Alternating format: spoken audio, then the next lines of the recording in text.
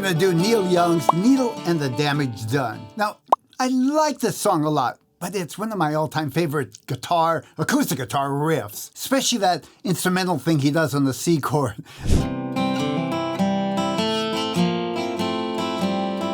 I've used some version of that riff so many times now, I couldn't count them on both hands. I'll call this an intermediate type acoustic guitar song. It's not terribly difficult, but there are chords that most beginners wouldn't start off with. That said, the song has the advantage of being very clearly in two patterns. Each of the chord patterns are 8 bars long and they're very similar. First he plays an intro, it's all acoustic. He plays that same pattern 2 times. Then when he plays the singing part, I'll call it, I could call it a verse, but it's kind of a chorus verse mashed together. This singing part is basically a version of that intro, just slightly simplified.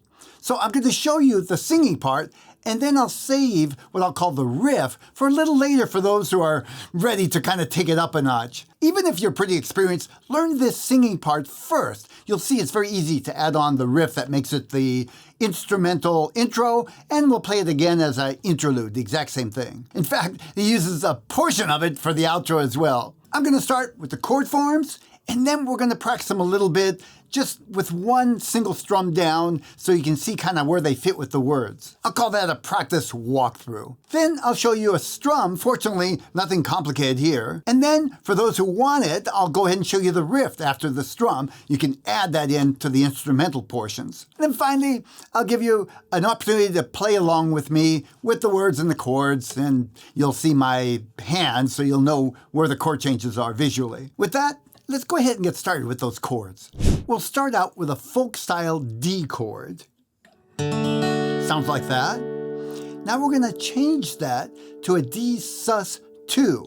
To do that, all you do is you take off your second finger and leave that open E.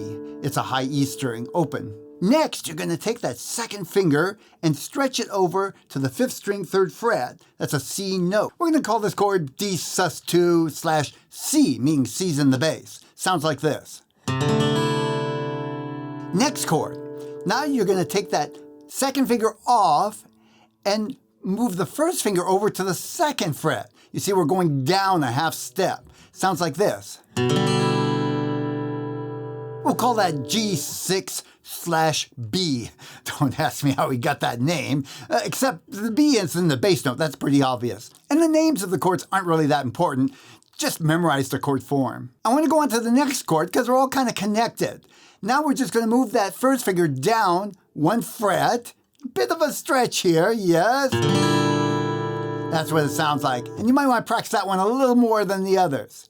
So let's review what we've done so far. We're starting with a D, turning it into a D sus2, taking the second finger over to the 3rd fret on the 5th string, making it a D sus2/C, move it down to a B, first finger is playing the 2nd fret on the 5th string. That turns it into a type of a G chord. We'll call it G6/B in the bass there. Now one more. That's what it sounds like. We'll call this G minor 6/B. Turn it into a minor sound. Now we're going to something you might be familiar with, a nice C chord, but we're going to add something to it. We're going to take that pinky and put it down on the 1st string, 3rd fret. It's still a C chord. It's just changed that note from an open E to a G, part of the C chord anyway, so it doesn't really change the name of the chord. Right? Without the G up there, it sounds like that. It's a little different sound. Now the next chord, it's best to think of it moving from the C. Just move the 3rd and 2nd fingers over 1 string. That's the 4th string to the 3rd string. This is making a type of a F chord. We're going to call it F add. That's a G note. That would be add 9, we'll call it. Could be add 2, same. Okay? That's a pretty sound. C with the pinky down, and then move it over to the F. Pinky is still down. We're almost at the end. We're going to make a E sus. I make that with the E chord and just put the pinky down on the 3rd string, 2nd fret. And then we're going to resolve it to an E. That's the final chord. Some people make it kind of like an A chord with the first, second, and third fingers, and then they move around to the E. That works just as good. So let's review those 4 chords again. We've got a C with the pinky down on the first string. Move that over to a F, add 9. Now the E sus, I'm gonna do it like this just for fun. And then switch around to the E.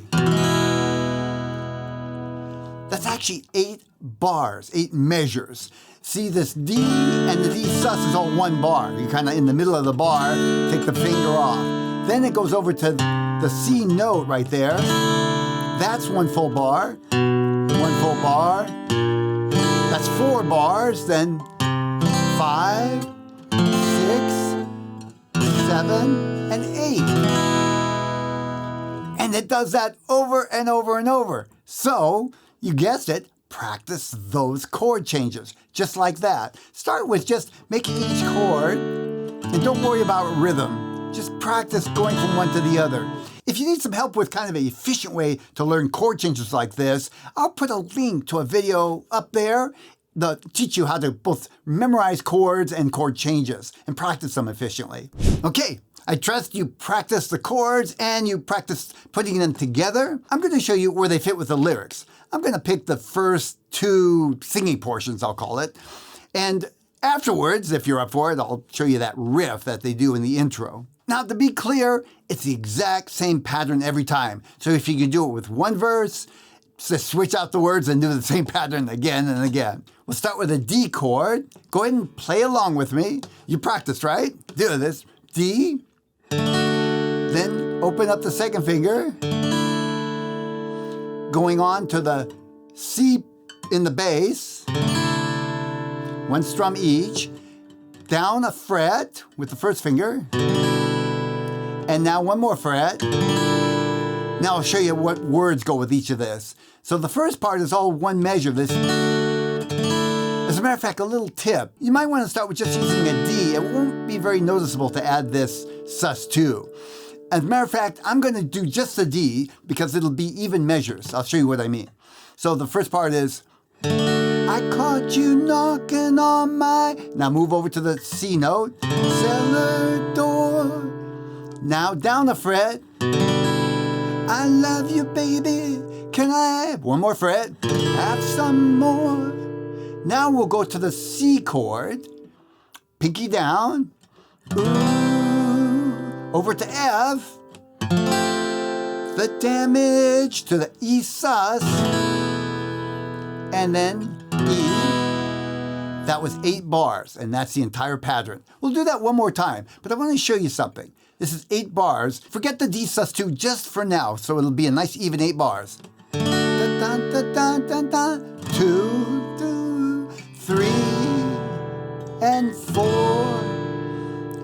5, 6, 7, and 8. Now what Neil Young does in that first bar, he divides it up into, he just takes the second finger off in the middle of the bar. So, and it's really a subtle thing.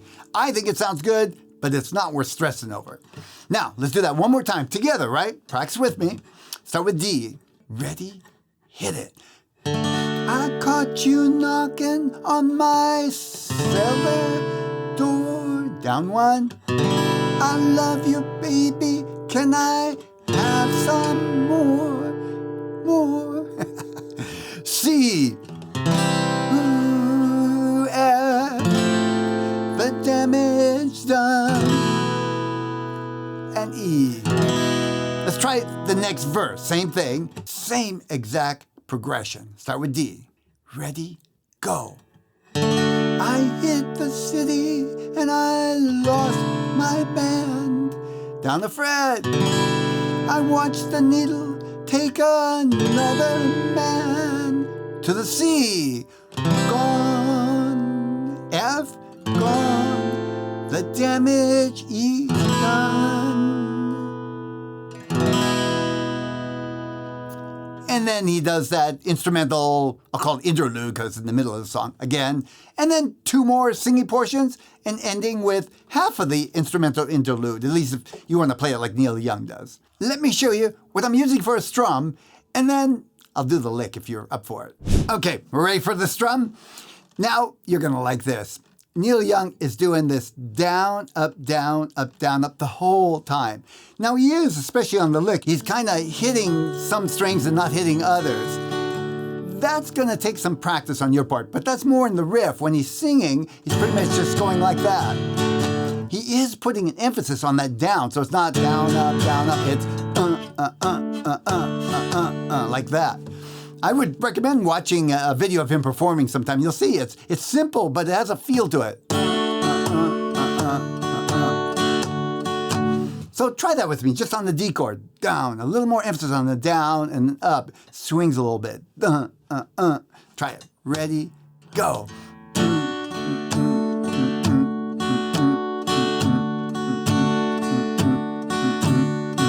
So here's what it sounds like with the progression. And by the way, I am trying to hit the bass note as I change chords, because that's what you hear when he's playing. Here it goes. Listen.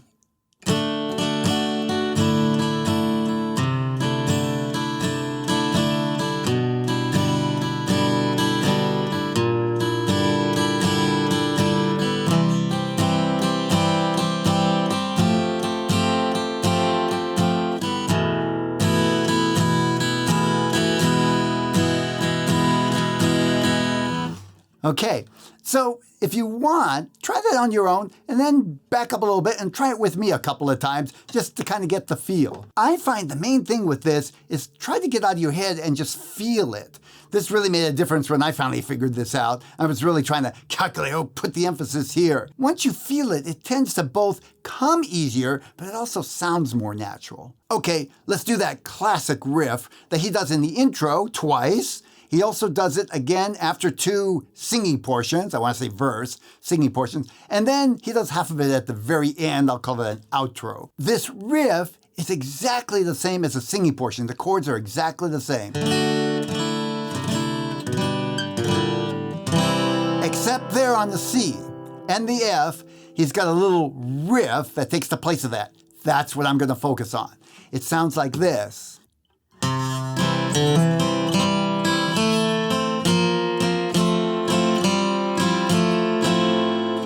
So it's a C chord, and I'm hitting the bass note and then doing an up strum.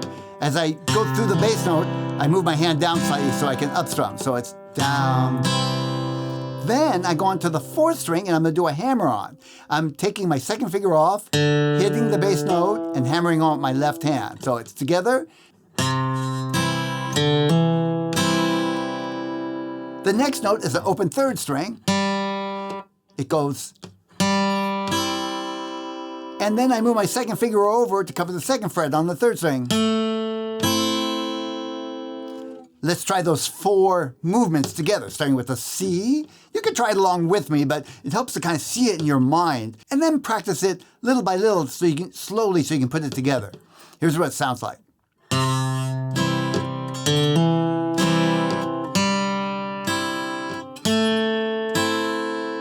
That's half.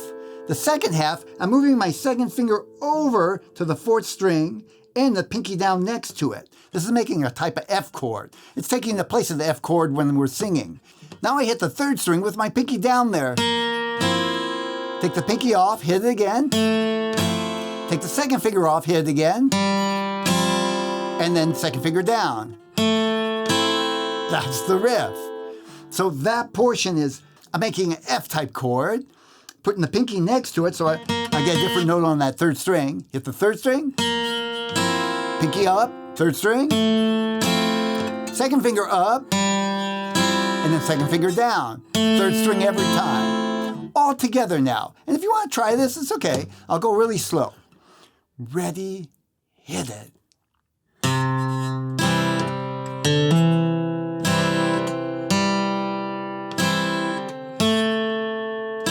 Now we're moving over to that F chord. 3rd finger comes over, pinky down.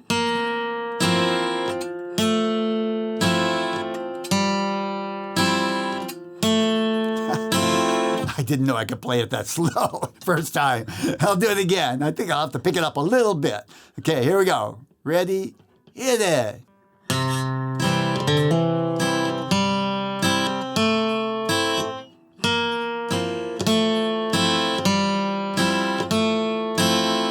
How did it sound? Need some work? Welcome to the club. Then, after that lick, it goes to the E sus and E. Fits right in there. I'll show you how it all fits together now. Let's start from the beginning.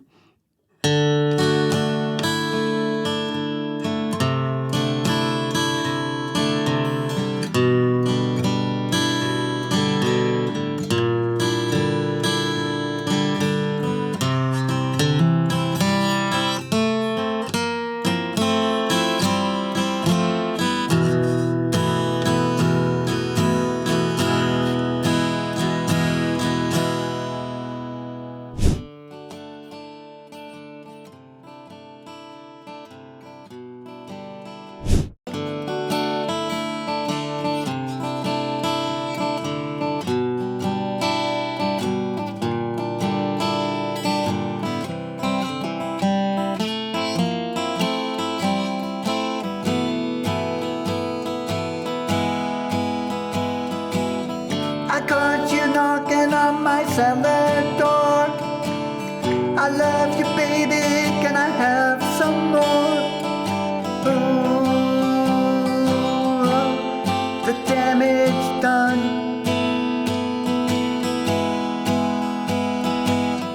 I hit the city and I lost my band. I watched the needle take another man. Gone, gone, the damage done.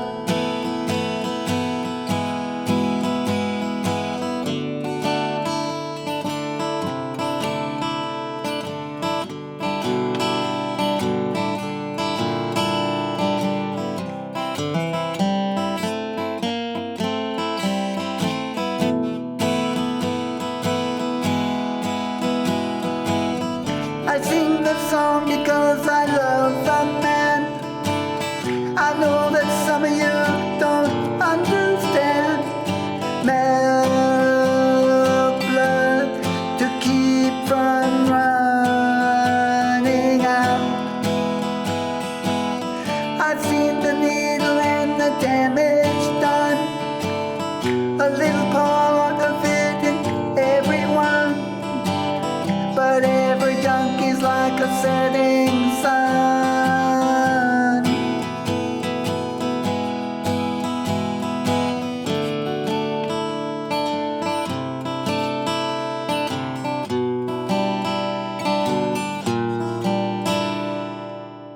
So that's it for now. If this video made you smile, give me a thumbs up and leave me a comment. I'd love to hear from you. I'd just like to know there's somebody out there. Oh, and if you like this, I think you'll like this next video that I'm gonna put a link to right up here.